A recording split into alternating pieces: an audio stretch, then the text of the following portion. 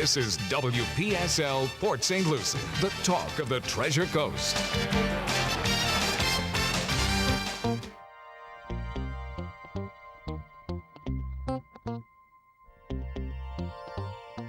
The views expressed on the following program do not necessarily reflect those of WPSL. However, we are the ones who do encourage you to like and share them on social media and with all your friends and neighbors, because Martin County Roofing and independent insurance agent Rudy Howard present the African American Scene, hosted by Rudy Howard.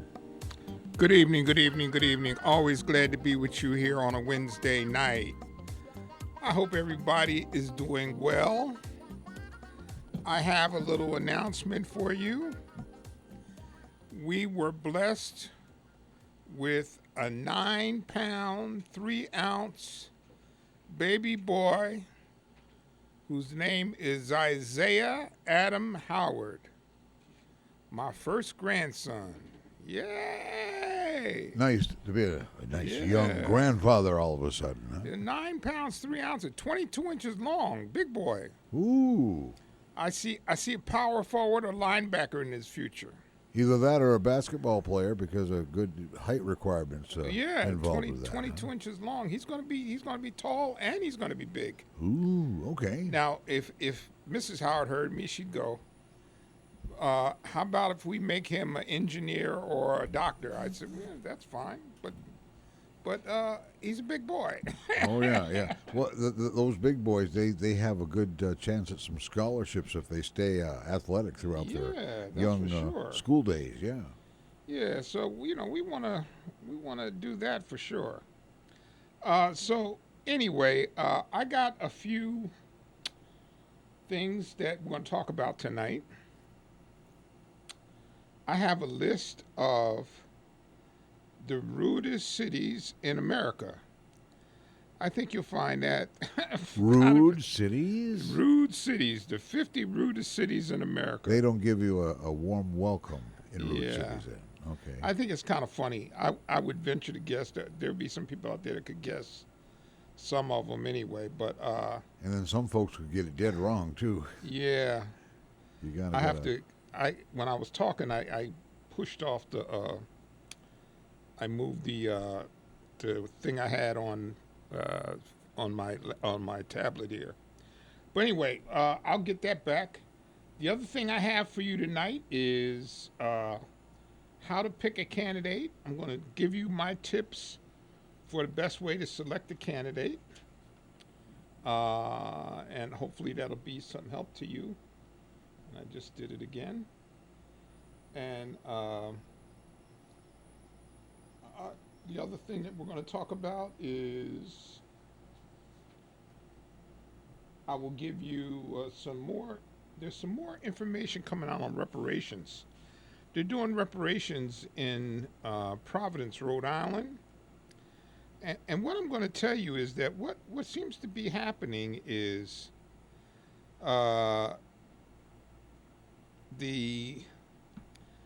across the nation, more and more cities and states are acknowledging some of the bad behavior from the past, and they're attempting to rectify that. And I don't think that's a bad thing. I really don't.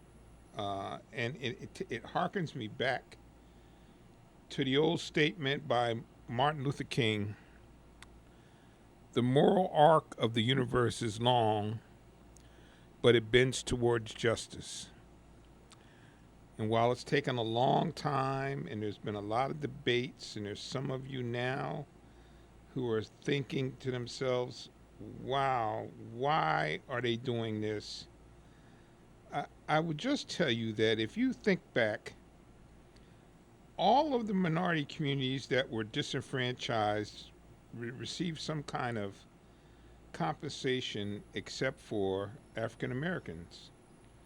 The Japanese did, the Indians did. They received compensation in terms of land, and in some instances, they even got land that produced oil. So Just keep that in mind. But we'll talk a little bit more about that. Of course, we started talking about it last week, but I had a guess. If you want to talk about abortion, I'll be glad to talk to you about it. I'm going to restate my opinion about abortion, and then you're free to give me your thoughts. I am not pro-abortion, and it really ticks me off when somebody calls me pro-abortion. I am not pro-abortion. I'm pro-choice. We could break down the word assume, and when you assume anything, when you break it down, it tells you something that you got to know. Yes. Yeah, and let me tell you something. I'm not pro-abortion. Just don't say that. I am pro-choice, which means I don't think we have a right to tell a woman what to do with her body. I just don't. Now, do I think abortion is a good idea? The answer is no. But do I think we should? I don't think we have a right. It's my opinion now. I don't think we have a right to place that financial burden on her. And the caller that called me last week, Steve, said, don't put all conservatives in that mix. And I took that to heart. Not all conservatives are guilty of it, but there's a good chunk of them are. But that's my position. And if you have another position, feel free to call up and you can talk to me about it. But I think that it is not right to, and I will say this as a guy who's experienced it, children are expensive. To do it right, children are expensive, very expensive. And to thrust that on someone who's not capable of handling that, and then you turn around and say, I'm not going to help you. I'm not going to give you any health insurance. I'm not going to pay for preschool because I think you're abusing the money for preschool, because that's what the West Virginia senator says. He's not in favor of it because he thinks the money was abused. Okay. But in the same token, we found out that it reduced child poverty by 40%. All right, so you go figure that. Every single thing we do in this country that the government does, there's going to be some joker that figures out how to twist it and abuse it. Everyone. There's not an exception. So if we're not going to do something because there may be a glitch in it or somebody may figure out how to manipulate it, well, hell, we're not going to be able to do anything. People figure out how to get Social Security checks that they don't deserve. I mean, so on and on. But anyway, so if you have an opinion about what I just said, that phone number is 340-1590. That's 340-1590. And if you just want to call up and tell me congratulations on Isaiah, I'll take that too. All right. The nastiest cities in America. I think this is kind of interesting. This is done by a travel and leisure company. Leisure. Anybody want to guess who number one is? Now I got inside information. I cannot participate. Yes. 340-1590. Anybody who wants to participate in the conversation may do so. 340-1590. I will tell you, number one, New York. Number two, Los Angeles. Number three, Washington, D.C. Number four, Chicago. Number five, Boston. Number six, Detroit. Number seven, Buffalo. Number 8, Baltimore. Number 9, Philadelphia. Number 10, San Francisco. Now, in that top 10, I've been to every one of those cities except, well, I was in Buffalo, but it was just an in and out. So I've been to all 10 of the top 10 cities. What would be my assessment? You know, from listening to me, I was born in Philadelphia. Philadelphia is a tough town. But you were educated in Massachusetts. Yes, I was. I went to college in Massachusetts. Did you ever get lost in Boston? Oh, yeah. Who hasn't? Yeah, absolutely. I have, yeah. Remember when I first got out of school, I was a claim adjuster, and that was my territory. So I had to drive around Boston all over there, Hyde Park and what's that outside of Boston? I can't think of the name, beginning with B. But anyway, I was Billerica, Burlington, Chelmsford.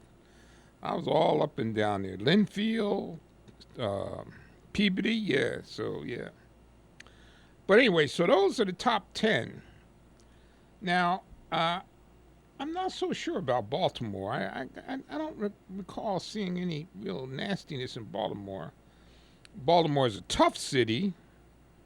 There's parts of Baltimore that's pretty scary, but there's parts of Philadelphia that's scary.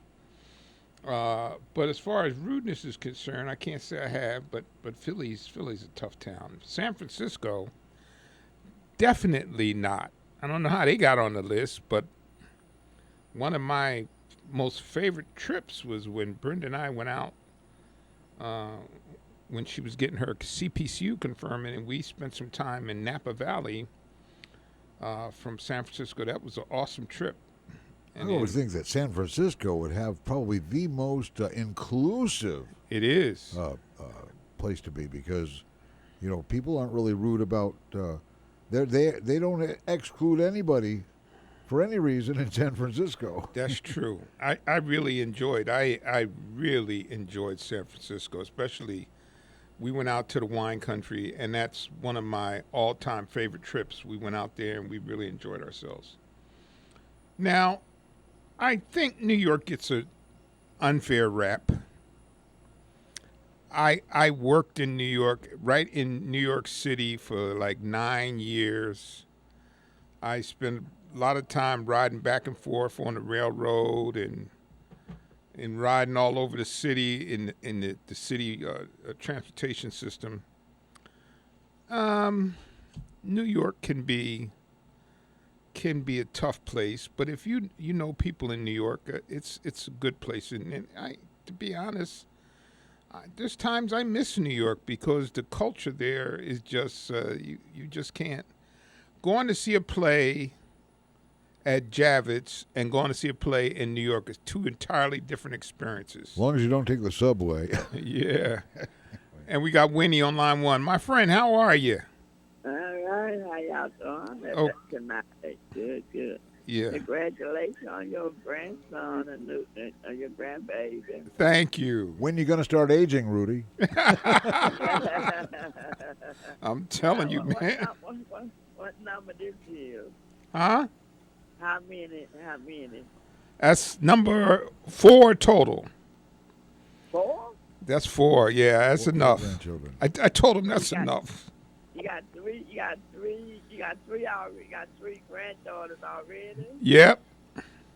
And this baby boy make number 4 Yep. from the same lady. Yep.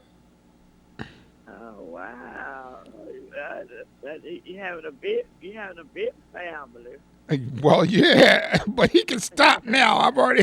His mom and I both told him, okay, that's enough. Because you know. Your wife didn't have that one boy, the one son. That's it. He had no brothers and sisters. I'm talking your son just had just one. That's Y'all right. just had one. Yeah, we only had one, so he's making up for that, I guess. Oh yeah, you know how that goes. Yeah, I'm happy for in the family and things like this here. Yeah. They live in Port St. Lucie, right on, don't they? Yeah, he lives in Port St. Lucie. Yep, that's good. Oh, that's good. That's good. Yeah, he lives just a couple miles from me.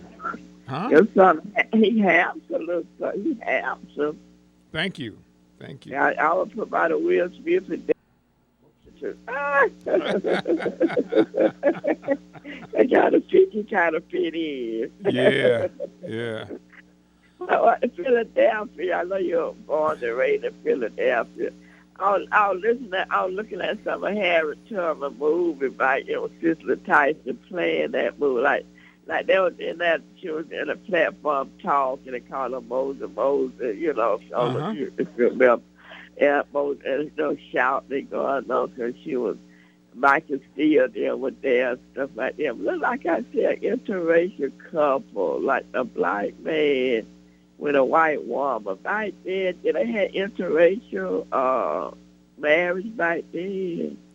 Very, very rare back then. That was, you were Hey, living in dangerous territory with an interracial marriage back then. oh, then Not so much today, obviously, but back then that was pretty scary stuff. back then in Yeah, Philadelphia. yeah, Uh, then later on, by the 1900s, they had interracial couple back then. yeah. It got you know is I what I can recall is, it's been so long now, but because when we left Philadelphia, I was 14, and then we moved to Jersey, and then I graduated from high school in Jersey. But what I remember of Philadelphia was very ethnic, like Boston. You had the Italian neighborhood, you had the black neighborhood, and that's the way Boston was set up. You had the Irish neighborhood, the black neighborhood, the Italian neighborhood. So, and most of your major cities in the northeast are like that. So, there wasn't a lot of mixing going on until later on, and then as time's gone by, then you see more and more mixing. Because South Philly was basically Italian, and the Italians and the black folks didn't mingle that much. But that's a whole different story today. Oh, wow. That's sort of interesting, though. Yeah. It's history, but, it's interesting. All right, then y'all have a good night. I'll continue on listening. If I Okay. have any more questions, I'll call you back. Okay. Do that. Thank you. Okay, bye-bye. All right. So we like I said, Philadelphia can be a tough town, especially with your sports teams. If as you can see, you see what happened to Ben Simmons. Ben Simmons had that bad playoff game the last year, and they ran him basically out of town. He didn't want to play in Philadelphia no more, so he finally got traded. So you're likening it to sports. I liken it to food. Oh yeah, it's What good what food is there. what ranks the highest in to your taste buds? The Philly cheesesteak or the New England fried clams? Oh, well, that's that. Well, I'm from Philly. What do you expect? Oh, I understand. Okay. I love the fried clams, Yeah, but if yeah. I had a choice between a Philly cheesesteak and fried clams, there's no choice for me. So it's pretty much the same in sports. The Phillies teams they get the best coverage from Rudy. Well, listen, I grew up hating the Boston Celtics because if you recall, every year the world champ was either going to be the Celtics or the Sixers. That was it. Oh, When they played each other for the Eastern Conference championship, whoever won that was going to win the title. okay. And Boston won it like 10 times. And most of the time they beat Philly. So I grew up not liking them very much at all. Yeah, okay. Yeah. So That's understandable though. yeah. So on this list, though, let me just tell you about this list. Number 15 is Miami. Miami made the list of rude cities.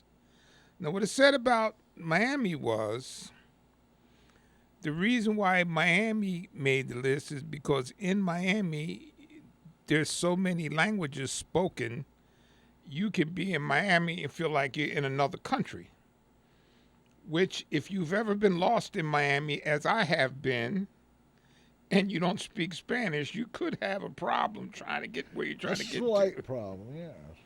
Know some basic Spanish before you go. Yes, exactly. Another Florida place in there, Jacksonville at number 17. Okay, then let's see. We got Tampa at 20. So you got Miami at 15, Jacksonville at 17, and Tampa at 20. And then at 40, we have Orlando.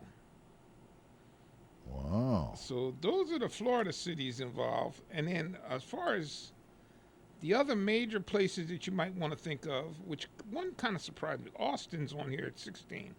I always thought Austin, Texas has a very high rating because of the college. There's a lot of college activity there in Austin. Cleveland's on here. San Diego's 22. Pittsburgh's 23. Here's one that you recognize, Cliff. Hartford's number 26. Hartford, Connecticut's number 26. Yeah. I always remembered Hartford. Well, I was just a kid when I went there. I kind of liked it. Yeah, yeah. But I was a kid and didn't know what was going on yet. Well, yeah, I did my my first training. I did in Hartford, Connecticut. So I always have kind of actually, my first girlfriend in college was from Hartford, Connecticut. Ooh. So yeah, Uh-oh. lived on Tower Avenue in Hartford. I still remember the street. Columbus, Kansas City, Missouri is 32. Now here's a surprise. Nashville is 33. Nashville? Yeah, Nashville's number 33. I always think, well, New Orleans is 35. Well, New Orleans is a little bit different type of a city than Nashville. Yeah, it is. Memphis is 36. Wow, that's So, a home of some musical geniuses. yeah. Come out of Memphis. And then we got Salt Lake City at 47, Milwaukee at 49, and Raleigh at 50. It doesn't surprise. Well, Raleigh, that's a pretty good place to be. I lived there, and that's where my wife's from. So. Yeah, I ran into a lot of musicians out of Raleigh in my travels around, the eastern U.S. Yeah, Did some Virginia work up there and in the Ocala area here in Florida, besides the Treasure Coast. But a lot of musicians out of Raleigh I got to work with. Yeah, Raleigh is pretty good. They got. I was talking to my brother-in-law, and they opened up another amphitheater in the town that I used to live. I used to live in a town called Cary, which is right next to Raleigh, which is where I met Brenda when I was up there. Lucky for you, it was in your path. It was. Yeah, it was. That was a great find for me, my wife. Matter of fact, we had 36th anniversary Monday. 36. Wow. 36, man. And you know what's funny? 36, we're still together. You don't know how many people that were married that are not together anymore since we got married. That's pretty typical though. Time flies when you're having fun. Yeah. Marriage is hard work, man. It's hard work. But it can be very rewarding. I'd say. I listen. I have a good partner. I mean, when the chips are down, you can count on her. I can tell you that for sure. I've been there, especially starting a business. Okay, so here we go. It's campaign time. I would love to hear what makes you, I've tried this like 10 times and I never get an answer, but I'm going to try again anyway. I would like to know what makes you vote for a Republican or what makes you vote for a Democrat. And tribalism is not an acceptable answer. Right. And to register your vote on that, that's 340-1590. I really would like to know because in some instances I don't see the logic for why people do some of the things that they do. What I'm going to give you here is a prescription for how to go about picking a candidate. I don't know that everybody spends the time maybe they should spend in order to pick a candidate. But this is a summary of information that I got from the League of Women Voters. And I'm going to take it step by step. Step number 1, study the candidate's campaign.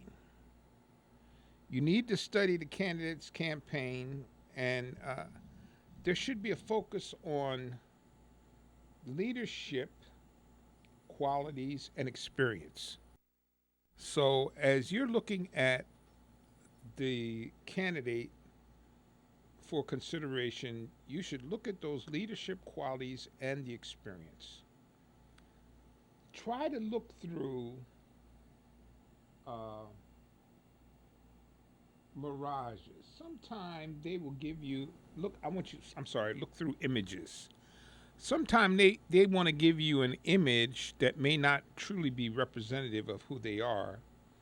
So as you're studying the campaign, try to see if you can get through to who that person really is.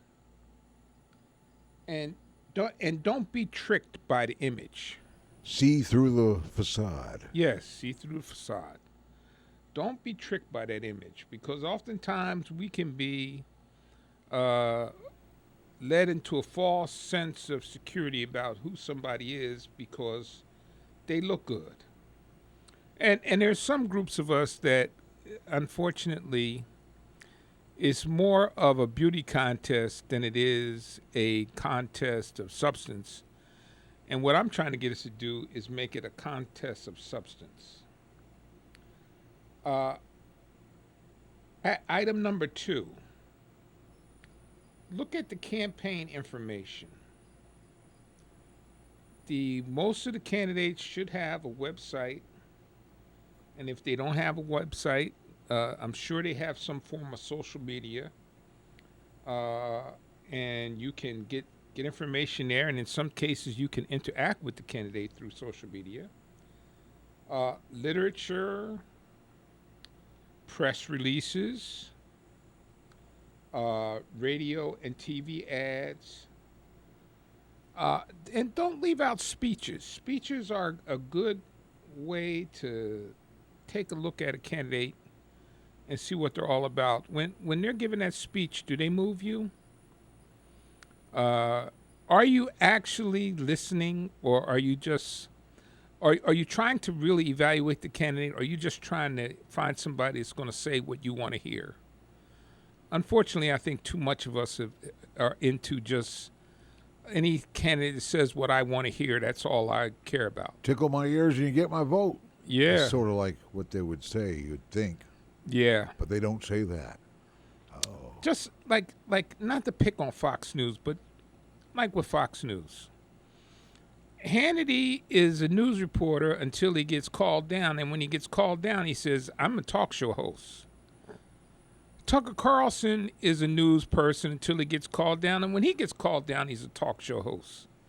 So what are they? Are they talk show hosts or news people? If they're news people, they're pretty lousy news people because they don't always tell the truth. Just because they were both on Dancing with the Stars, right? Doesn't that's not a vote-worthy accomplishment. Vote-worthy accomplishments, of course, are things that you can do for the people of the United States. Yeah. So,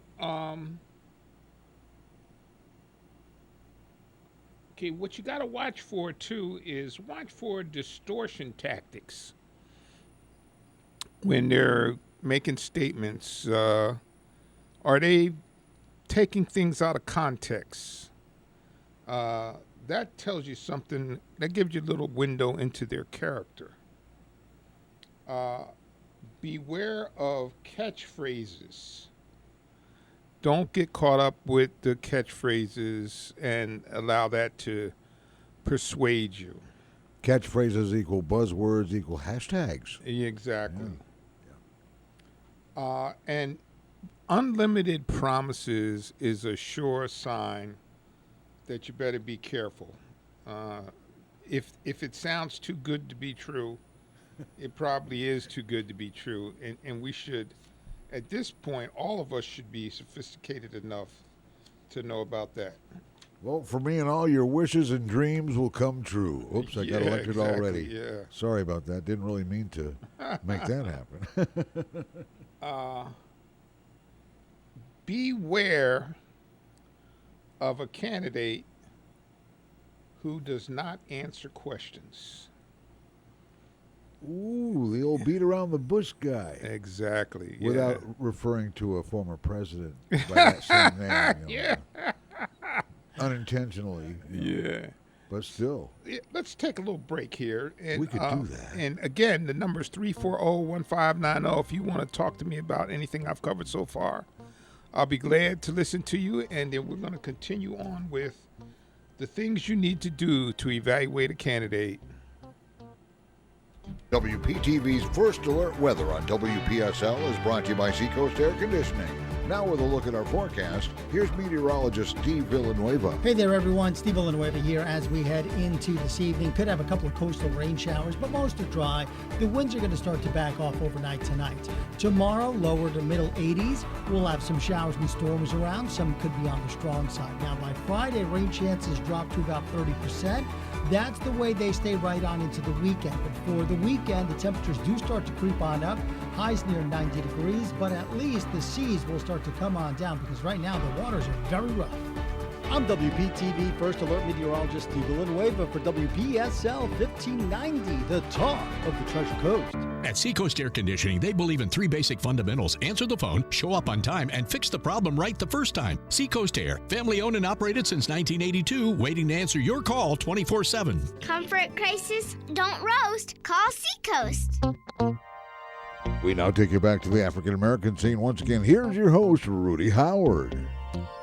Okay, number 4, evaluate the candidate. What I want you to do as the campaign unfolds, keep track of the materials that you gather on a candidate so that you're able to go back and refer to exactly what the candidate tells you they're standing for. And evaluate their leadership abilities. That's important. What kind of things have they done in the past that would give you some indication that they have leadership skills?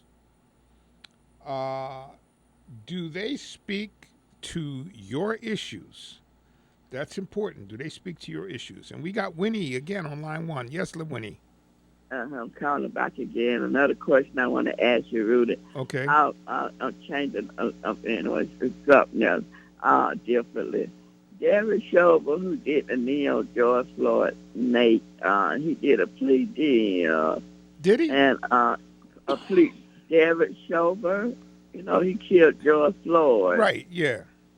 He did a plea deal. You think that's good or bad? He did a plea deal.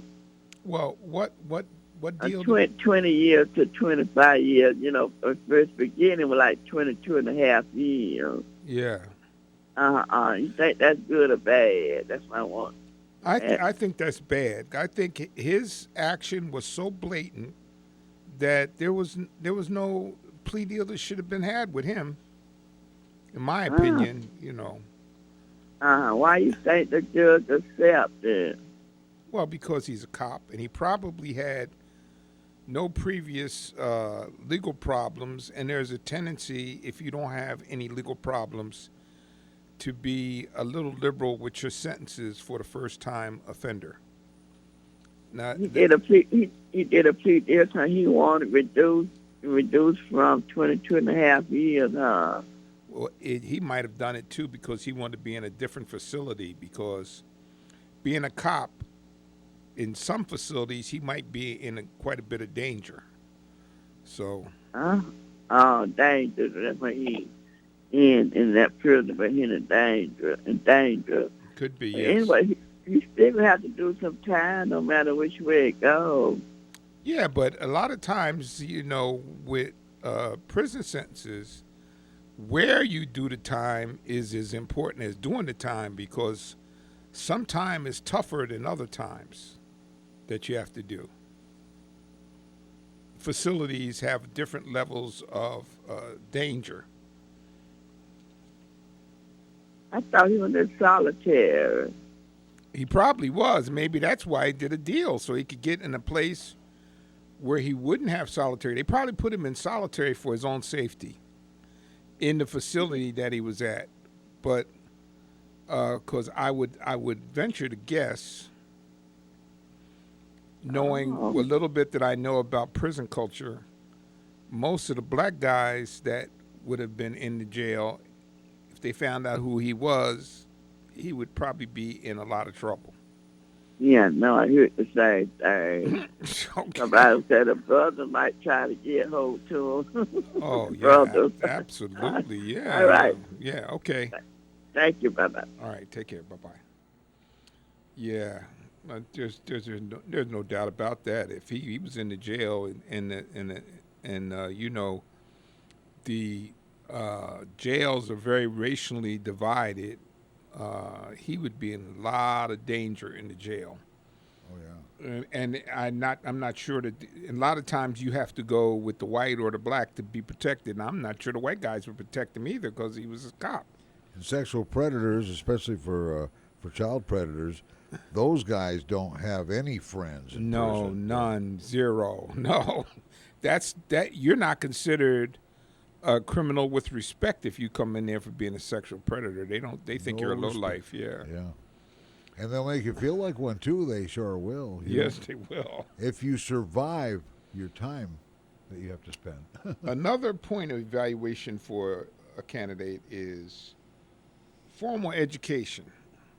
Now, let me explain to you what my position is about formal education. Because somebody doesn't have a college degree doesn't mean that they're not smart. I know plenty of smart people that don't have college degrees. But here's what I will tell you, and is important for you to consider if you're considering a person for a government position. A college degree indicates a commitment to complete a task over a long period of time. Okay, I want you to listen to this again now.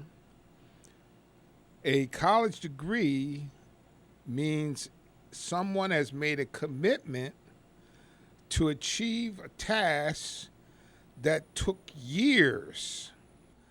And because that task took years, that tells you a little bit about their character, okay? So while it certainly is not indicative of someone being smart or not being smart, I think it's safe to say if someone has a graduate degree, master's degree, or whatever degree, they have demonstrated to you that they have the ability to be able to commit to completing a task. And you should give that some serious consideration, okay?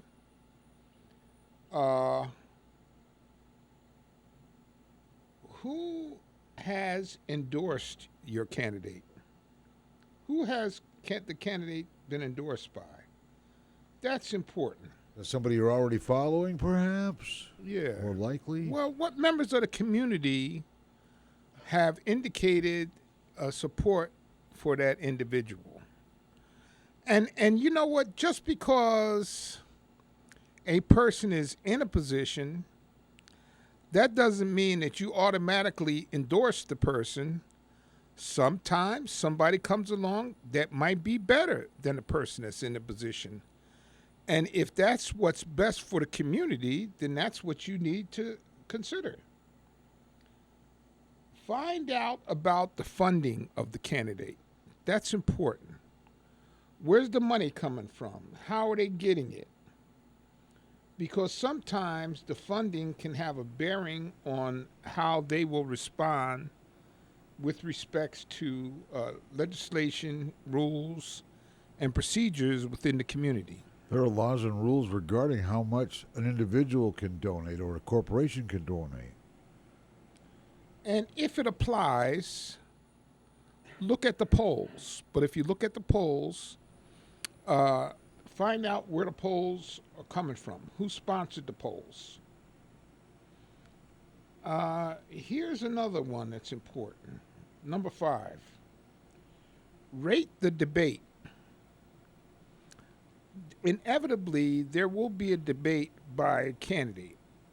And what I'm going to suggest you do is you can look at the debate with someone else, spouse, whatever, and at the end of that debate, rate it. Give it a rating, 1 to 10, on what you think and how the candidates perform.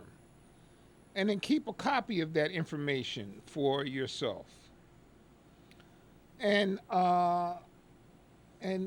compare and contrast the candidates based on what you saw of that debate.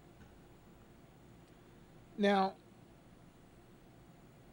what you want to do now on number 6, you want to sort out your information. Gather together all of the information that you have, and then and take a look at it. And if you have time, if you are serious about that candidate, then I suggest you make a commitment and try to work on that candidate's campaign. Now, here's what I do. Here's what me and Mrs. Howard do. When the newspaper comes out and prints the information on the candidates, and I'll tell you, we've done this without fail almost every time. When the newspaper comes out with the information on the candidates, we'll sit down with that and look at that along with the referendums. And me and Mrs. Howard will go over the recommendations and the information that's in the paper. And based on that and the information that we've already gathered about the candidate, we'll come up with our own opinion. And believe it or not, we don't always agree, but we always follow the same process. And I find it very helpful. She does, and I do too.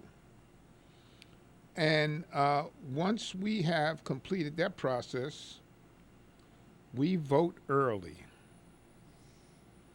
So I just gave you a prescription for evaluating candidates. And then I told you that what you should do is we always vote early. So if you've gone through that process that I've just told you about, you should have a pretty good idea about the candidate, what they stand for, and what you hope that they will do for your community. And then you should vote early. So, and I see we have a phone call here. Perhaps maybe even a surprise. Oh, and is this my Uncle Rudy? I think Absolutely. so. Hello? Yes, it is. Can you hear me? Hello? Rudy? Yeah, there you go. There Yeah. you are. Sorry. Yeah. Let me get away from the radio. Maybe you're getting the feedback. Yeah, get away from the radio, keep the phone in your ear, and you'll have it made. Okay. Right. Well, So Rudy's first Uncle place, I want Rudy. to say congratulations, Grandpa. Thank Oh, you. yeah.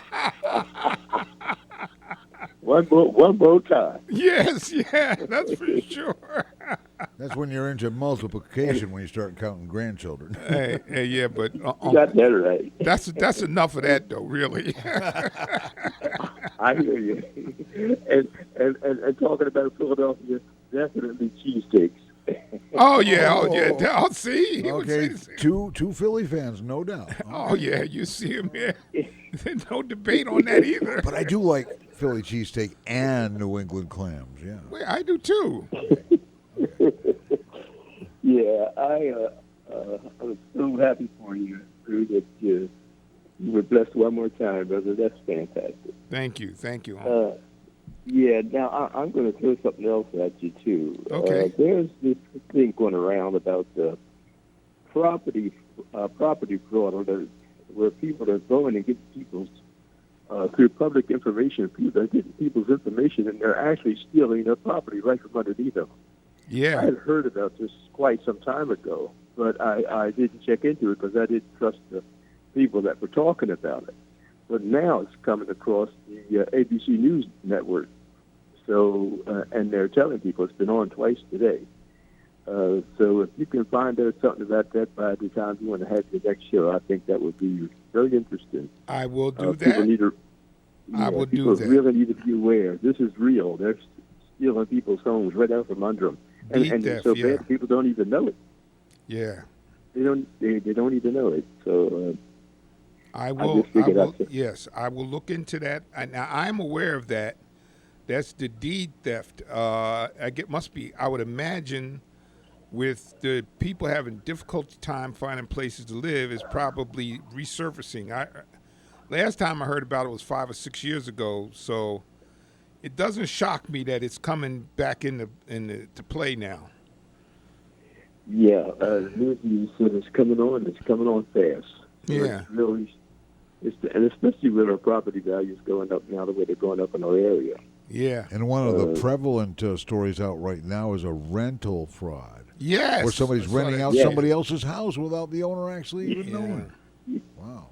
Now, I heard about that one before. Yeah. As a matter of fact, I even know a certain situation that happened to somebody. And they rented out a apartment that somebody else had. They rented a house that someone else had rented and then re-rented it to somebody else. Oh, no. Yeah. And so the people that were in it were paying the rent to the renter instead of the owner. And the renter wasn't paying the owner the money, so they wound up getting evicted. And they say, well, I've been paying my rent all along. But, yeah, but the owner wasn't getting paid. So brutal. It's a lot going on, but this thing here is horrible. Where it's just stealing people's homes right out from under them. Yeah, I promise. I will look into that. Yeah, that's an important one. Well, I'm not going to tie everything up. I just want to say congratulations. I'm happy for you, nephew, and I can't wait to help spoil that baby. But I'm going to get him an Eagles shirt.